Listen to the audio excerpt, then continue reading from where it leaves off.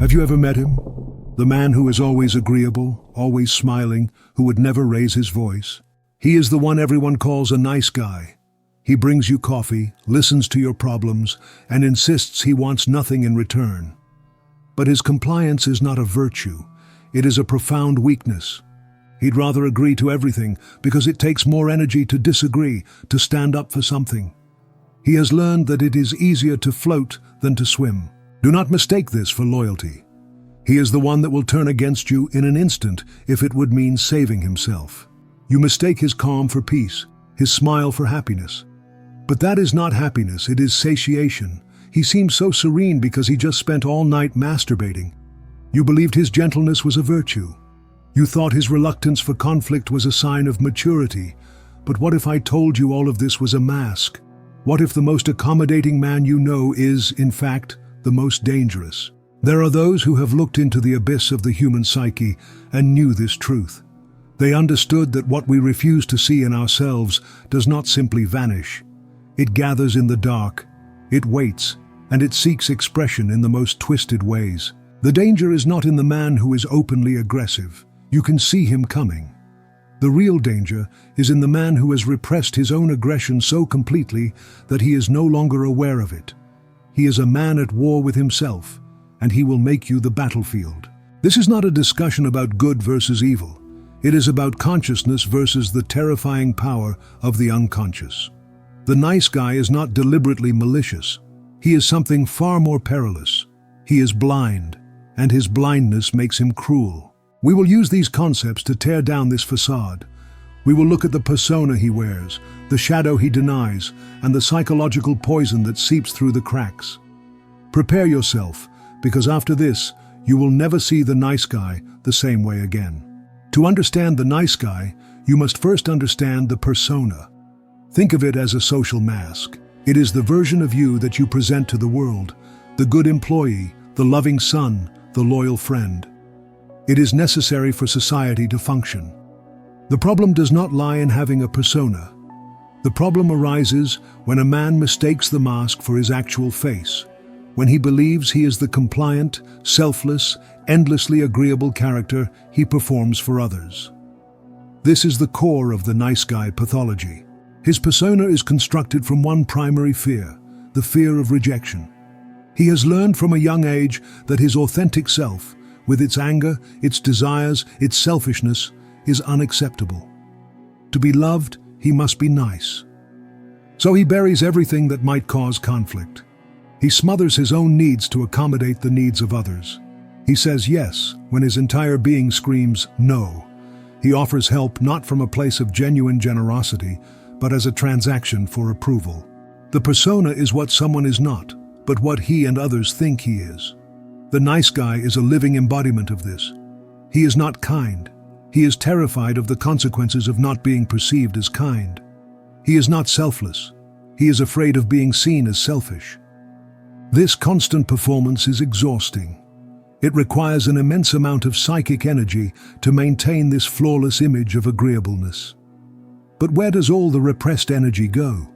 What happens to the anger, the lust, the ambition that he denies?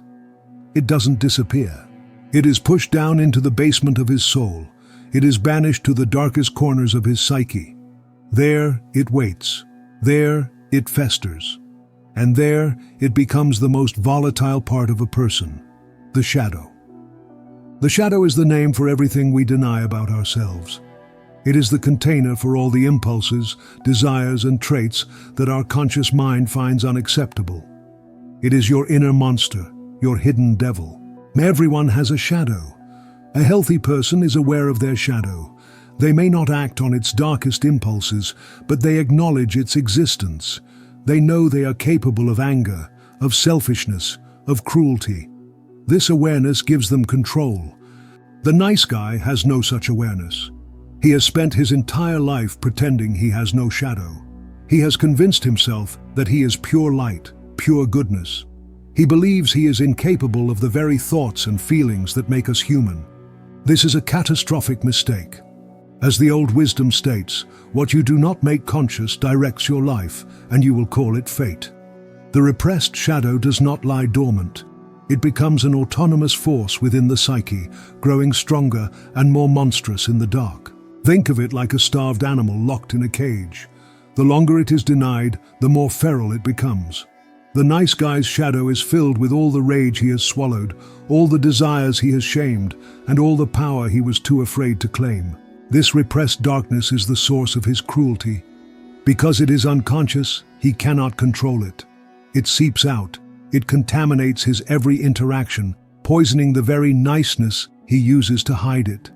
He doesn't see it, but you feel it. You feel it in his loaded silences. You feel it in his backhanded compliments. You feel it in the deep, simmering resentment that lies just beneath the surface of his accommodating smile. He is a walking contradiction, a man of light who casts a terrifyingly dark shadow. The cruelty of the nice guy is not open, it is insidious. It is a psychological warfare waged with smiles and feigned concern. The repressed shadow must find an outlet, and it does so in the most cowardly ways imaginable. First, there is the weapon of passive aggression. Since he cannot express anger directly, that would shatter his persona, his rage leaks out sideways. He will forget to do the thing he promised. He will make a joke at your expense, but with a smile, so you're the crazy one if you get upset. He uses his niceness to make you feel perpetually indebted. He performs unsolicited favors, not out of kindness, but to create what he believes is a binding, unspoken contract. This is his covert contract. I was nice to you, so you owe me. What do you owe him? Affection, validation, sex? He sees his niceness as a currency he uses to buy people, and when the other person, who never agreed to this contract, fails to pay up, his shadow erupts. This is where the true cruelty emerges. The rejected, nice guy does not reflect on his own behavior. Instead, his repressed shadow projects itself outward.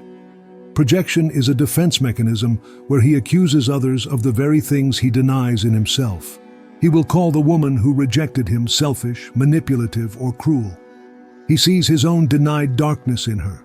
He is not reacting to her. He is reacting to a phantom, a ghost of his own repressed self. He makes her the monster so he can remain the saint. This is the pinnacle of his cruelty. It is a profound act of psychological violence. He refuses to take responsibility for his own feelings and instead burdens you with the weight of his unowned darkness. He makes you the villain in a story where he is the only victim. The resentment he feels is immense. It festers into a bitter, often misogynistic worldview. To him, the world is unfair. Women are cruel. He is the perpetual martyr, crucified for the crime of being too nice. But his niceness was never a gift. It was a strategy, and a failed one at that. This projection of the shadow is made infinitely more dangerous by another force from the unconscious, the anima. The anima is the inner feminine archetype within a man, the source of his relationality, his creativity, and his emotional life. In a healthy man, the anima is a source of inner wisdom. But in the nice guy, who has spent a lifetime denying his own emotional depths, the anima is undeveloped, wounded, and often monstrous. He cannot relate to this part of himself, so he projects it onto every woman he desires. He does not see a real person. He sees a screen upon which he plays out his inner drama. He searches for a perfect mother to soothe his anxieties, a goddess to worship and place on a pedestal, or a broken damsel he can save to prove his own worthiness.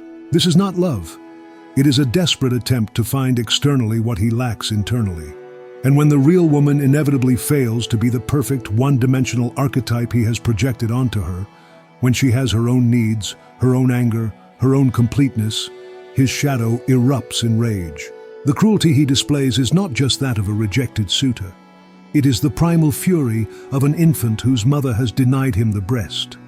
It is a terrifying, immature rage that exposes his complete inability to self-soothe or to see women as whole, separate human beings. The nice guy is trapped in a prison of his own making, but he believes he is an innocent man wrongly convicted.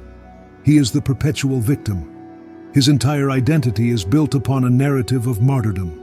He is the good man that the cruel world constantly takes advantage of. This victim complex is the ultimate defense for his ego. It protects him from the terrifying truth. that his misery is a direct result of his own cowardice. It is easier to blame the world than to confront the darkness within himself. His fate is a repeating cycle of frustration and rejection. He approaches every new interaction with the same failed strategy, the same covert contract, and is genuinely shocked when it yields the same disastrous result. He cannot see that he is the common denominator in all his failed relationships. His refusal to look inward makes growth impossible. He is stuck in a loop, forever playing the role of the misunderstood savior, wondering why no one appreciates his sacrifices. But his sacrifices were never real. They were investments he expected a return on. His kindness was a form of manipulation. His selflessness was a desperate plea for validation. He wasn't giving anything freely. He was trying to buy love because he felt he had no authentic qualities to earn it. This is deeply dangerous for those who get close to him. He will use his victimhood to control you. Any attempt to set a boundary or to criticize his behavior will be met with a wounded expression. How could you say that, after everything I've done for you? He makes you feel like the abuser. He casts you as the ungrateful villain for simply refusing to play a role in his psychological drama. You become responsible for his happiness, an impossible burden that slowly erodes your own sense of self. His prison of victimhood has invisible bars, but they are strong. They are forged from his absolute refusal to take responsibility. Until he finds the courage to see that he is not the victim, but the architect of his own suffering, he will continue to inflict his silent cruelty on everyone he meets. This prison of victimhood is not just a defense. It is an active hunting ground. Here, the nice guy assumes the role of the psychic vampire.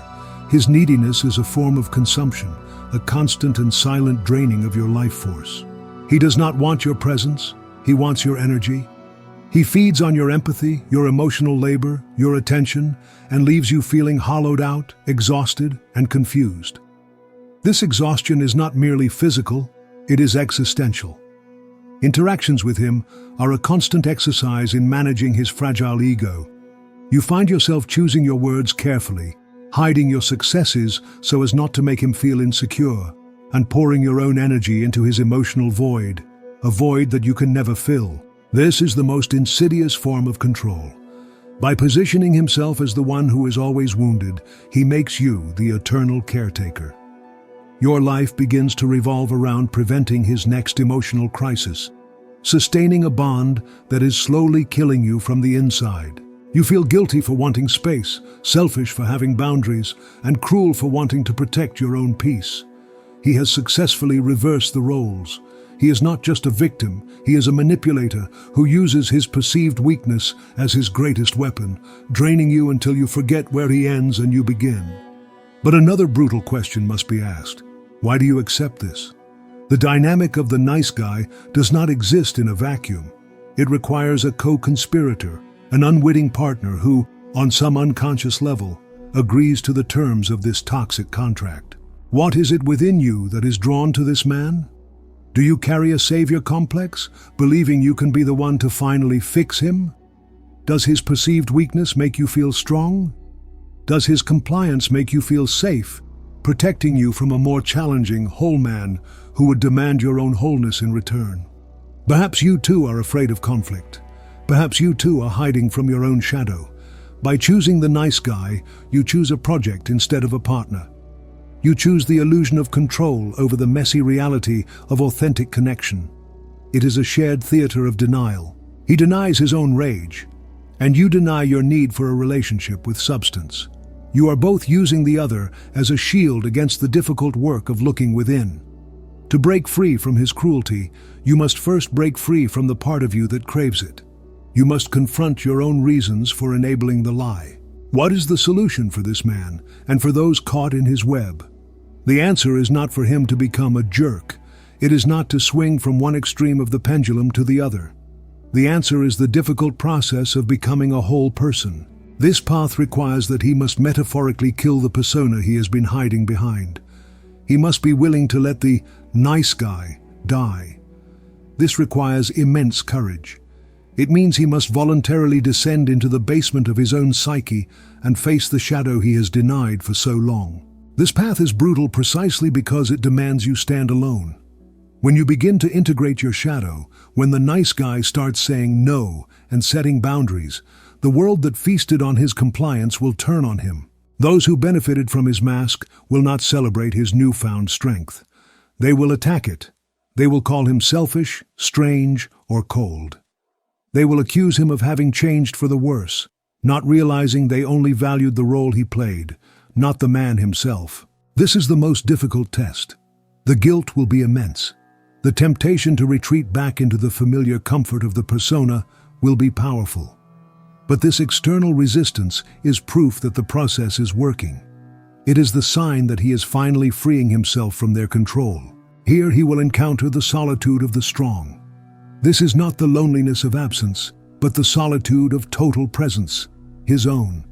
He learns to stand firm in the silence that follows the rupture, a silence that cleanses and heals. A man who has integrated his shadow is not nice. He is something far better. He is good. A good man's kindness is not born from fear. It is a conscious choice made from a position of strength. He can be gentle because he knows he is also capable of being dangerous. He can be selfless because he has a self to give from. We have walked through the dark corridors of the nice guy's psyche. We have seen the smiling mask of the persona and the festering monster of the shadow it conceals. We have seen how repressed goodness curdles into a unique and insidious form of cruelty. The nice guy is not an evil man. He is an unconscious one. He is a boy in a man's body, terrified of his own power and projecting his inner demons onto those around him. His cruelty is the byproduct of his cowardice, a psychological poison born from his refusal to grow up. He is a warning about the dangers of repressing our true nature, a warning that the pursuit of being seen as good can lead to the most profound forms of psychological violence. Wholeness is not achieved by cutting off a part of one's being, but by integrating it. So look around you. Look at the men in your life, and more importantly, look within yourself. Are you truly kind, or are you just afraid? Is your generosity a gift, or is it a transaction? Are you living as a whole person, or are you hiding behind a mask? The world does not need more nice guys. It is drowning in them. The world needs conscious men who have faced their own darkness and are therefore no longer a danger to themselves or to others. Men whose goodness is real because it is a choice, not a compulsion. Now you must ask yourself the final, brutal question. In your pursuit of light, what monsters have you created in the dark? The answer is not out there in the world. It is within you, waiting to be confronted. The path to becoming whole begins with that single, terrifying look in the mirror.